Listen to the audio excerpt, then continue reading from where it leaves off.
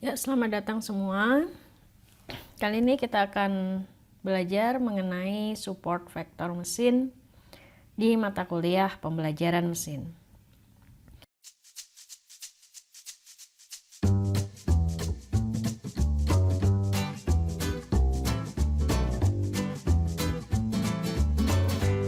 Outline dari perkuliahan kita kali ini adalah pengantar, kemudian model SVM atau support vektor mesin, visualisasi SVM, karakteristik SVM, sebuah case study tentang SVM linear dan non-linear, serta tugas yang kalian harus kerjakan ya. Nah, apa itu SVM? Nah, SVM itu adalah singkatan dari support vektor mesin, adalah sebuah model klasifikasi yang biasa digunakan pada mesin learning. Nah, konsep klasifikasi pada SVM adalah mencari hyperplane atau garis pembatas. Bisa juga berupa bidang kalau dimensinya 2. Yang terbaik sebagai pemisah kelas data dengan ide sederhana, yaitu memaksimalkan margin.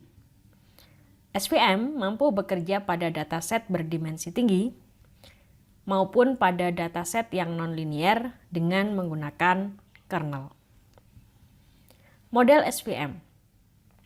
Titik data X1 sampai dengan Xn dinyatakan sebagai Xi adalah sebuah data yang berada pada ruang dimensi n atau sebanyak variabelnya.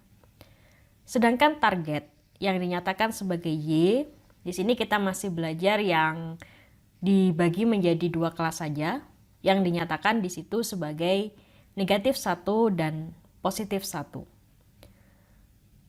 Pasangan data Xi dan Yi sebanyak N besar data dinyatakan sebagai himpunan pasangan Xi dan Yi seperti yang terjadi pada regresi maupun model yang kemarin kita bahas. Konsep dari model SVM adalah memaksimumkan LD atau dualitas Lagrange multiplier, yang mana di sini rumusnya adalah sigma I sampai banyaknya data alfa I, di mana alfa I adalah nilai bobot tiap titik data, dikurangi dengan sigma I sampai N, sigma J sampai N, dari alfa I dikali alfa J, pastinya adalah bobot titik data ke I dikali bobot titik data ke J, yang dikalikan dengan nilai target, yaitu Yi dikali Yj, dan dikali dengan kernel dari Xi, Xj. Fungsi dualitas Lagrange multiplier ini mempunyai syarat, yaitu alfanya adalah 0 sampai sebuah konstanta, jadi harus lebih besar sama dengan 0, dan jumlah dari alfa kali Y-nya adalah sama dengan 0. Yang perlu dihitung pada saat ingin memaksimalkan fungsi tersebut adalah nilai bobot atau weak dan B atau bias, di mana nilai bobotnya itu adalah sigma alfa I dikali Yi dikali Xi,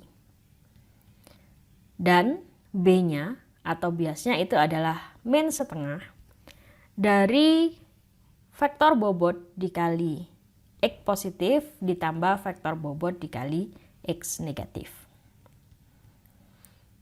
Fungsi keputusan dari klasifikasi menggunakan model SVM adalah Fx, di mana di situ adalah bobot dikali X ditambah bias, atau kalau di dalam fungsi kernel yaitu sigma alfa I dikali Yi dikali kernel ditambah dengan bias. Beberapa macam kernel.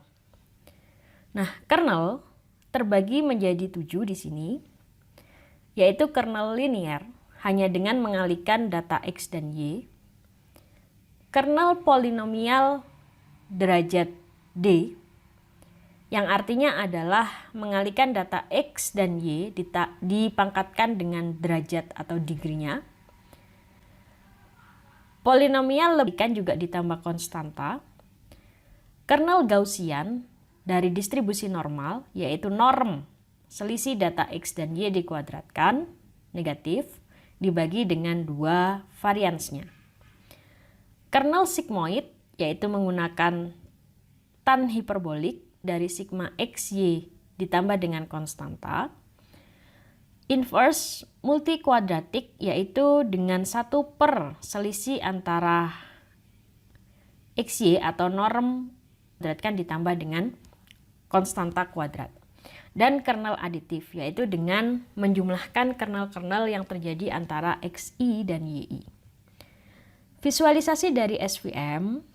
Nah, di sini kita bahas tentang kernel yang linear, di mana apabila kita mempunyai titik data hitam sebagai support vektor kelas yang negatif dan titik biru sebagai support vektor kelas yang positif, maka untuk membagi antara kelas positif dan negatif, kita menggunakan sebuah hyperplane. Nah, hyperplane ini persamaannya adalah bobot dikali X ditambah dengan bias sama dengan 0. Yang mana hyperplane ini bisa bergeser ke kiri dan ke kanan. Namun, hyperplane yang terbaik adalah hyperplane yang marginnya paling optimum. Ini ada dibatasi oleh 2 buah margin. Nah, jarak titik XY atau data XY ke hyperplane itu dinyatakan sebagai D, jarak ya, antara WB dengan XY. Di situ adalah sama dengan target dot product dari XY dikali bobot ditambah bias dibagi dengan norm W. Yang pastinya ini selalu lebih besar daripada seper norm W. Bisa juga kita tulis seperti ini, di mana XY dot product dari W ditambah B itu adalah sama dengan fungsi keputusan tadi. Oke, nah kalau di kernel yang nonlinear biasanya kita dapatkan data seperti ini, ya, dimana ini tidak bisa dipisah dengan garis. Gitu. Kalau ke sini berarti masih ada yang ini, yang tidak sesuai. Garis yang paling sesuai itu adalah berbentuk lingkaran di situ untuk membatasi antara kelas data yang merah dan yang kuning. Maka langkah yang perlu dilakukan itu adalah mentransformasi data, bisa dengan seperti ini, ya, sehingga di situ terpisah antara data yang merah dengan yang kuning dengan sebuah hyperplane 2 dimensi. Oke, karakteristik dari SVM ada beberapa. Yang pertama adalah memerlukan proses pelatihan atau training dengan menyimpan hasil support vektor yang didapatkan untuk digunakan kembali saat proses testing. SVM selalu memberikan model yang sama dan solusi yang sama dengan margin yang maksimal. SVM dapat memisahkan data yang distribusi kelasnya bersifat non-linear maupun linear, tidak dipengaruhi oleh dimensi data yang tinggi, ya, sehingga tidak perlu ada proses reduksi dimensi di dalamnya. Kemudian memori yang digunakan dipengaruhi oleh banyaknya data, bukan dimensi data atau banyaknya variabel. Contoh case tadi yang pertama adalah SVM linear, di mana kita ingin mencari hyperplane dari fungsi n. Ingat fungsi n ya, jika benar-benar, ya, jika 1, maka adalah benar 1. Jika selain itu maka salah. Di sini dinyatakan sebagai min 1. Nah, ini adalah fungsi n. Datanya seperti itu. Nah, tentu saja kalau kita nyatakan ini di dalam koordinat kartesius, ya, maka ada 4 data. Data pertama itu adalah X1-nya 1, X2-nya 1, maka posisinya di sini. Dan ini adalah sebuah feature space yang mana kelas positif dinyatakan sebagai kotak dan kelas negatif dinyatakan sebagai diamond. Ya, kemudian data kedua yang mana berarti? Ya, data kedua adalah yang X1-nya 1, X2-nya min 1. Data ketiga berarti yang ini, data keempat yang ini. Oke, itu adalah visualisasi dari 4 data. Nah, kemudian setelah kalian ketemu hyperplane-nya, yang dilakukan adalah uji 5 data berikut. Ini termasuk kelas mana berdasarkan hyperplane yang terbentuk. Ada 5 data yang ingin diuji. Karena ada 2 feature, yaitu X1 dan X2, maka W atau bobotnya juga ada 2, yaitu W1 dan W2. Banyaknya bobot tergantung pada banyaknya feature. Yang kita ingin minimumkan itu adalah ini ya, setengah dari norm W kuadratnya. Ya, ingat pada vektor norm itu adalah W1 kuadrat ditambah W2 kuadrat. Norm kuadrat ya. Nah, syaratnya ini ya, harus lebih besar sama dengan 1 untuk semua data. Oke, ini datanya yang tadi, fungsi N. Nah, maka yang perlu kita lakukan jika kita punya data seperti ini dan ingin meminimumkan suatu fungsi setengah W1 kuadrat ditambah W2 kuadrat dengan syarat Y W dikali XI ditambah B-nya lebih besar sama dengan 1, maka yang perlu kita lakukan adalah kita membuat persamaannya dulu. Ya, persamaan dari mana? Persamaan dari fungsi ini. Nah, fungsi ini dijabarkan ya, ini sebuah vektor yang isinya tadi adalah W1 dan W2. Maka ini kita bisa pecah menjadi YI dikali W1 kali XI ditambah W2 kali XI ditambah B harus lebih besar sama dengan 1. Maka untuk data pertama,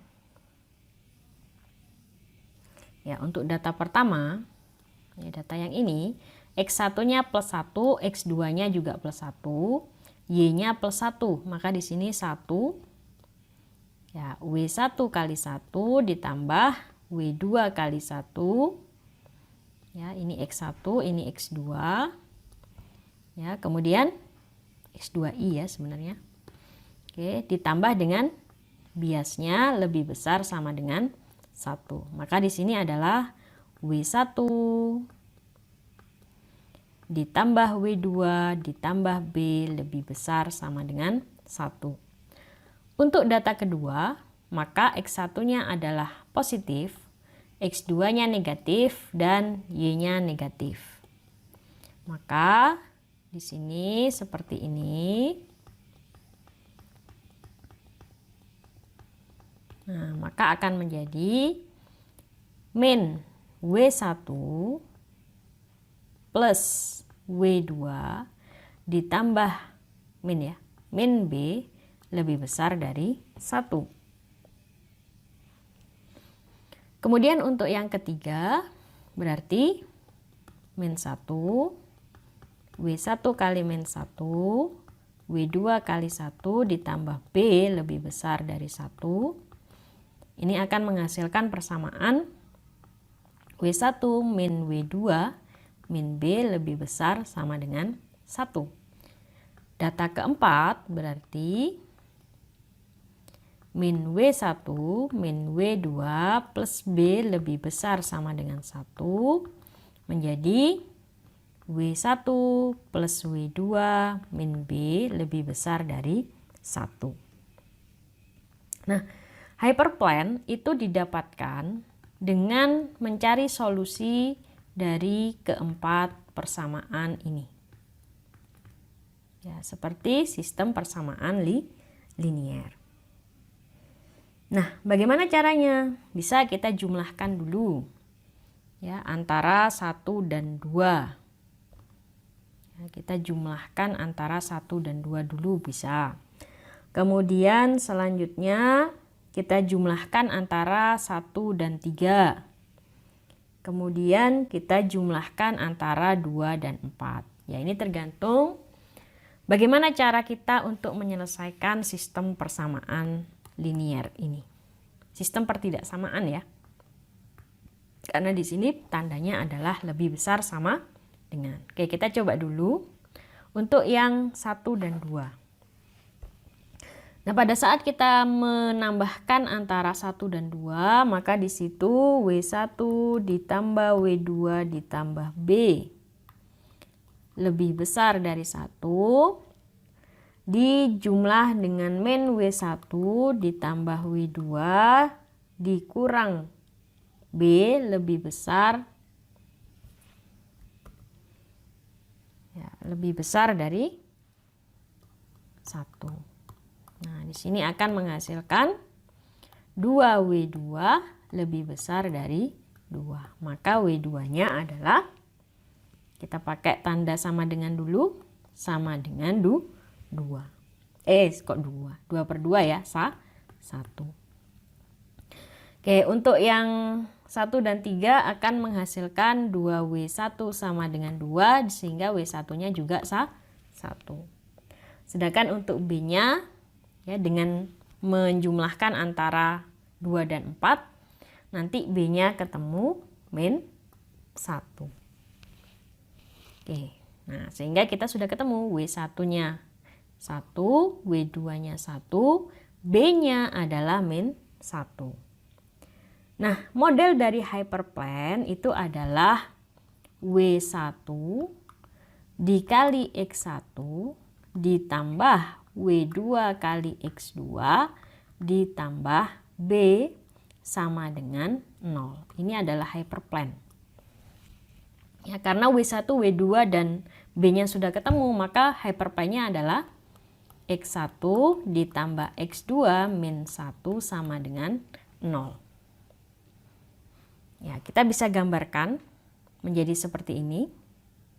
Ya, atau saya hapus dulu yang tadi biar tidak mengganggu. Nah, jadi di sini kita sudah punya model hyperplane-nya, yaitu X1 ya ditambah X2 min 1 sama dengan 0.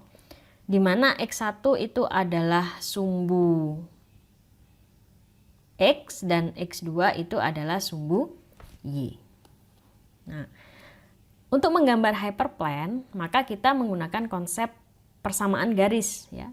Di situ X1 ditambah X2 sama dengan Y. Ya, kalau kita cari titik potongnya, ya, X1 sama dengan 0. Maka X2-nya sama dengan 1. X2 sama dengan 0, maka X1-nya sama dengan 1. Ya, di sini titik 1 0, X1-nya 1, X2-nya 0, di sini titik 0 1, X1-nya 0, X2-nya 1. Sehingga kalian bisa menarik garis hyperplane di sini seperti garis lurus. Inilah pemisah antara kelas dari data N tadi untuk kelas negatif dan kelas positif. Sekarang mari kita uji dengan gambar. Ya, data yang ingin diuji adalah 1, 5. Kalau di koordinat ini berarti 1, 5 di sana ya, jauh di sana. Pastinya itu kelasnya adalah positif. Ya. Kemudian data kedua, min 1, 4. Kelasnya apa kira-kira dengan hyperplane di sini? Min 1, 4 berarti di sana. Kelasnya juga positif. Ya, kemudian data ketiga, 0, 7. Ya, 0, 7 berarti kelasnya juga positif. Ya. Ini juga bisa ditulis secara matematis dengan menggunakan sign. Kenapa? Karena Y kita adalah plus 1 dan min 1. Ya, tadi data 1, 5 itu positif, ini juga positif, ini positif. Nanti kalau min 9, 0 menggunakan sign tanda dari hyperplane-nya itu adalah negatif. Ini kelas negatif pasti. Yang kelima juga 2 min 2. X1-nya adalah 2. Sini ya, X2-nya adalah min 2. Berarti di sini. Berarti kelasnya adalah negatif. Bisa menggunakan gambar, bisa menggunakan sign atau tandanya apa? Positif atau negatif. Ya, nomor 2 itu kan min 1 tambah 4 min 1. Berarti Di sini adalah plus 2. Plus 2 tandanya positif. Nah, begitu cara menguji data testing setelah hyperplane itu terbentuk. Oke, untuk fungsi XOR atau XOR itu adalah tidak bisa kita menggunakan linear. Kenapa? Karena fungsi XOR itu adalah jika beda maka salah, ya, maka grafiknya atau gambarnya seperti ini. Ini tidak bisa misalnya kalau hyperplane-nya begini kan tidak bisa memisahkan, masih ada kelas yang tercampur. Nah, maka inilah yang disebut sebagai klasifikasi nonlinear. Ya, atau SVM-nya harus diselesaikan menggunakan nonlinear untuk memisahkan antara kelas positif dan negatif. Nah, sama ya, karena dia tidak linear dan X1, X2, ya, maka kita harus gunakan kernel yang nonlinear. Kernel nonlinear itu tadi adalah dari 2 sampai 7, itu semuanya nonlinear. Yang linear hanya yang pertama. Ya, kita cari yang sederhana saja, yang menggunakan polinomial up to, ya, dimana fungsinya adalah X kali Y ditambah C pangkat ordonya atau derajatnya, ya, dengan C1 dan D-nya didefinisikan dulu. Ya, C-nya 1, D-nya 2. Nah, fungsi kernel itu bisa kita nyatakan ulang dengan C sama dengan 1 dan D sama dengan 2. Itu menjadi X transpose XI ditambah dengan 1 per 1 pangkat 2. Nah, sehingga untuk menghitung kernel kita juga bisa menggunakan fungsi, ya, si X dikali dengan si XI-nya. Nah, bobotnya itu sesuai dengan persamaan tadi, yaitu alfa I dikali YI dikali fungsi, ya, fungsinya di sini adalah si X1. Ya, maka kalau kita mau menghitung kernel antara 1,1 dengan 1,-1, berarti menghitung kernel antara data pertama dengan data kedua. Ini U-nya, ini Z-nya. Ya, kita mau cari kernel UZ. Nah, U itu adalah 1,1, Z itu adalah 1,-1. Kernel ini dicari berdasarkan antar datanya. Nah, maka dengan menggunakan kernel up to 2 polinomial, ya, kita harus membentuk X transpose. Ya, X transpose itu isinya adalah data U1Z1 ditambah U2Z2 ditambah 1 dikuadratkan. Kenapa? Karena kita menggunakan derajat 2. Nah, ini kalau dikalikan, ya, maka kalau dikuadratkan maka akan menjadi seperti ini. Ya, ingat, kalau kita punya A ditambah B kuadrat, maka di situ adalah A kuadrat ditambah 2AB ditambah dengan B kuadrat. Nah, A di sini itu adalah U1Z1 ditambah U2Z2. Dan B-nya itu adalah sama dengan 1. Nah, maka jadilah begini, ya kan? A kuadrat 2 kali AB, B kuadrat. Kalau kita pecah lagi akan menjadi seperti ini, ya. Ini juga menjadi hal yang sama, ya. Ini kuadrat ditambah 2 kali AB lagi, gitu kan? Ditambah dengan B kuadrat. B kuadratnya sekarang ini. Jadi ini adalah pemecahan dari fungsi kuadrat. Oke, sehingga kita bentuk kernelnya kita sudah dapatkan. Inilah bentuk terakhir dari kernel. Kernel apa tadi? Kernel polinomial ordo 2. Nah, maka setelah kita proses, ya, kernel tadi akan menghasilkan matrik yang bukan matrik, ya, perkalian vektor yang seperti pada slide. Ya, di mana di situ akan ada 2 vektor, ya, vektor U dengan vektor Z kita pisahkan berdasarkan komponennya. Ya, di sini Ini kan kalau jadi berarti U kuadrat dikali Z kuadrat ditambah akar 2 ya U1 dikali U2. Kita pisahkan ya berdasarkan U dan Z-nya. Ya, kemudian dikali lagi akar 2 Z1 dikali Z2 ditambah untuk yang ini menjadi U kuadrat ditambah bukan ditambah dikali Z2 kuadrat ya kan, yang ini jadi apa?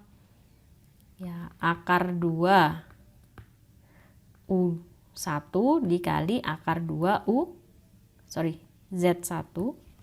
Ya, ini menjadi akar 2 U2 dikali akar 2 Z2 ditambah 1 kali 1. Nah, kita pisahkan menjadi vektor komponen U dan vektor komponen Z.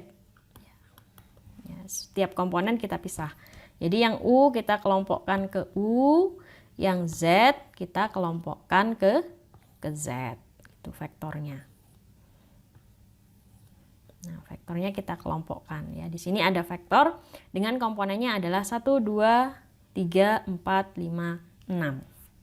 Nah, disinilah yang disebut dengan CU dan CZ.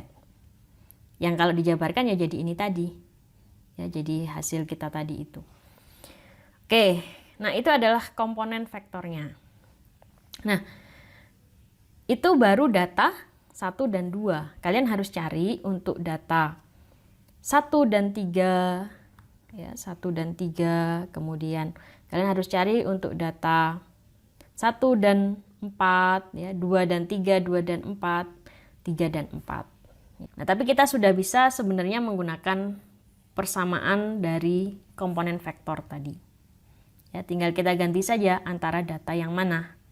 Ya kan? U1-nya yang mana, Z1-nya yang mana. U1 itu apa? U1 itu adalah dari data pertama yang XI, Z1 itu adalah dari pertama yang X2.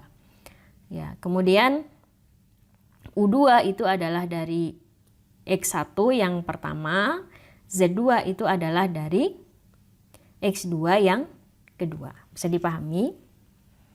Oke, intinya kita convert ini menjadi data U1 Z1, yang ini jadi U2 Z2. Itu kalau antara 1 dan 2. Kalau antara 1 dan 3 berarti ini U1 X1-nya, ini yang menjadi U2 Z2-nya. Nah, semuanya dimasukkan ke dalam komponen vektor tadi. Ya, ini kalau 1 dengan 1 min 1 berarti kita nyari kernel antara 1 dan 2, masih data yang tadi ya. Ya, tinggal kita substitusikan aja ke persamaan ini boleh, ke vektor ini juga boleh. Ya, U1-nya adalah ini, Z1-nya adalah ini, U2-nya adalah 1, Z2-nya adalah min 1. Gitu. Sehingga untuk data pertama, kernelnya adalah 1. Ini dikalikan ya. Kalau perkalian dot product kan sudah tahu ya, ini kali ini, ditambah ini kali ini, ditambah ini kali ini, ditambah ini kali ini, ya kan? Dijumlah hasilnya adalah 1. Oke. Nah, itu baru untuk data pertama dengan data kedua. Nah, kemudian bagaimana dengan data pertama dengan data ketiga misalnya? Ya, maka kita harus cari satu persatu. Ya, kita harus cari satu persatu. Di sini kita mencari kernel masing-masing data ya ke datanya masing-masing. Ya, ini antara data satu dengan data satu pun ternyata harus dicari kernelnya. Ya, dia dengan dirinya sendiri pun dicari. Ini dengan mengalihkan ke vektor yang tadi akan menghasilkan 9 gitu. Kemudian ini antara data 1 dengan data 2, data 1 dengan 3, 1 dengan 4, 2 dengan 1, ya, 2 dengan 2, 2 dengan 3, 2 dengan 4, 3 dengan 1, ya, 3 dengan 2, 3 dengan 3, 3 dengan 4, ya, dan seterusnya sehingga akan menjadi matriks berukuran 4 kali 4. Ya, di mana ini adalah kernel antara X1 dengan X1, bukan X1 dengan X1, data 1 dengan data 1 sama dengan 9, data 1 dengan data 2 sama dengan 1, data 4 dengan data 3 sama dengan 1, data 4 dengan data 4 sama dengan 9. Jadilah ini matriks kernel. Akan sangat berguna pada saat kita membentuk modelnya atau model SVM. Nah, ini ya tadi model SVM-nya, di mana kita ingin memaksimalkan fungsi Lagrange dengan syarat alfanya 0 sampai suatu konstanta dan sigma alfa dikali targetnya adalah 0. Vektor komponen yang pertama, kita dapatkan bahwa di situ komponennya adalah U1 kuadrat akar 2 U1 kali U2, U2 kuadrat akar 2 U1 akar 2 U2 dan 1. Kalau kita nyatakan sebagai X, ya, maka kita bisa dapatkan di situ persamaannya adalah X1 kuadrat, ya, yang hijau ini, akar 2 X1 kali X2, X2 kuadrat, akar 2 X1, akar 2 X2, dan 1 transpose untuk menyatakan fungsi CXI-nya. Nah, setelah kita punya fungsi CXI yang merupakan vektor komponen tadi, maka di situ kita bisa menghitung bobot atau weak. Di sini kita sebenarnya ingin memaksimumkan fungsi Lagrange, dan untuk memaksimumkan kita butuh bobot alfa. Nah, bobot alfanya ini kita misalkan yang membentuk fungsi Lagrange itu maksimum adalah 0,125. Nah, padahal ini seharusnya kita optimumkan ya dengan mengoptimumkan fungsi, mencari fungsi maksimum dari fungsi Lagrange yang tadi. Tapi ini kita tetapkan saja 0,125 sama untuk alfa 1 sampai alfa 4. Nah, maka weak itu adalah sama dengan ini. Ya, sigma alfa tadi, alfa pertama, alfa kedua, ya, alfa pertama, alfa kedua, alfa ketiga, alfa keempat dikali dengan targetnya, target 1, target 2, target 3, target 4, dan dikali dengan fungsi C yang tadi. Nah, fungsi C itu merujuk kepada ini, ya, akan kita masukkan sesuai dengan X1 dan X2 masing-masing data. Nah, terakhir maka ketemu W atau weak-nya adalah ini. Dari mana itu? Min alfa. Kenapa? Karena target pertamanya adalah min 1, alfanya adalah 0,125 dikali dengan X1 kuadrat akar 2 X1 X2, X2 kuadrat akar 2 X1 dan akar 2 X2 serta 1. Nah, untuk data kedua berarti di sini alfanya dikali 1. Data ketiga alfanya dikali 1, data keempat alfanya dikali min 1. Nah, sehingga kita dapat weak atau bobotnya adalah jumlah dari seluruh data itu. Ya, ininya juga tergantung pada X1, X2 masing-masing, menghasilkan vektor bobot yaitu 0, min 0,71 dan yang lainnya adalah 0. Nah, untuk apa bobot itu? Ya, bobot itu untuk kita mencari bias. Nah, bias itu adalah min setengah dikali bobot tadi, ya, dikali dengan X positif, yaitu apa? Yaitu komponen X kalau dia positif. Itu komponen X kalau dia positif, dan X negatif adalah komponen X kalau dia negatif. Nah, maka di situ dikalikan, ya, sehingga menghasilkan bias. Nah, biasnya ternyata hasilnya adalah 0. Bias itu dot product ya, dot product makanya skalar. Nah, kalau dengan alfa yang 0,125 tadi kita substitusikan ke Lagrange-nya, ternyata kita dapat Lagrange-nya itu adalah 0, dualitas Lagrange ya adalah 0,25. Oke. Nah, itu tidak dipakai sebenarnya. Yang dipakai untuk fungsi klasifikasinya itu adalah ini. Ya, sin dari alfa kali y tadi, ya, dikali C1 kali C2 atau kernel. Ya, jadi ini adalah kernel. Ya, ini alfa I kali YI. Nah, ditambah dengan bias. Nah, karena bias kita 0 ya ditambah 0 gitu kan. Nah, kenapa 0? Ya, ini dari perhitungan yang tadi, ya, dot product yang tadi. Nah, apabila kita ingin menguji suatu data yang lain, ya misalnya di sini X1-nya adalah 1, X2-nya adalah 5, maka kita substitusikan ke fungsi ini. Ya. Jadi kita cari ya hubungan antara data testing tadi ke X1, ke X2, ke X3, ke X4 dari kernelnya. Nah, kernel itu nanti dikali dengan alfa IYI. Ya, kenapa ini min? Karena targetnya min. Kenapa ini plus? Karena ini plus. Ya, ini min kenapa? Karena ininya min. Nah, dikali dengan kernel masing-masing data. Kernel kuadrat karena pakai derajat 2 ya, adalah 49 untuk data pertama, ya.